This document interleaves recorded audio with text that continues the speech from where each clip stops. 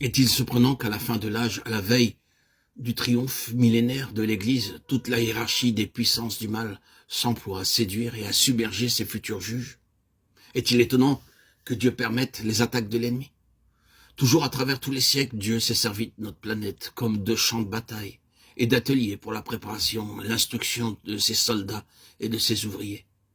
Le Fils de Dieu lui-même eut à obéir jusqu'à la mort, même la mort de la croix, avant de recevoir ce nom qui est au-dessus de tout nom, ce nom qui proclame aux anges tombés, aux esprits mauvais, ces déchets du monde spirituel, la victoire du calvaire.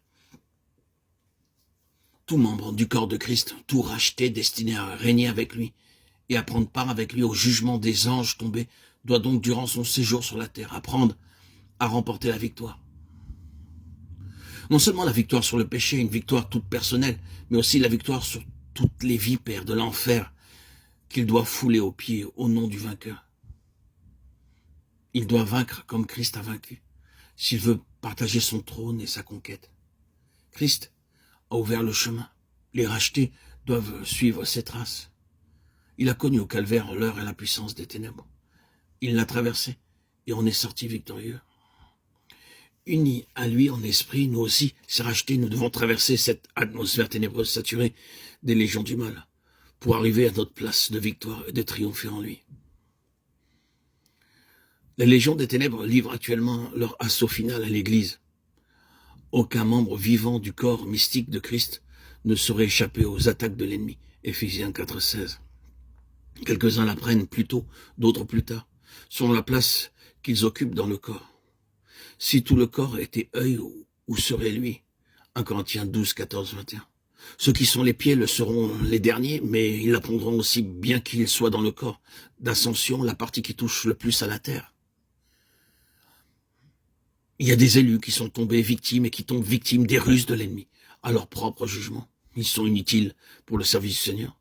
Toutefois, lorsqu'ils discernent que tous les pièges où ils sont tombés peuvent se transformer en autant de degrés de victoire, et qu'ils comprennent que leurs expériences peuvent servir à la délivrance des victimes de l'ennemi, ils se lèvent à nouveau et deviennent les yeux du corps de Christ. Ils le guident et lui ouvrent le chemin à travers les légions hostiles du prince des ténèbres, dans les lieux célestes. Alors, ce que Satan avait pensé en mal devient l'occasion d'un glorieux affranchissement.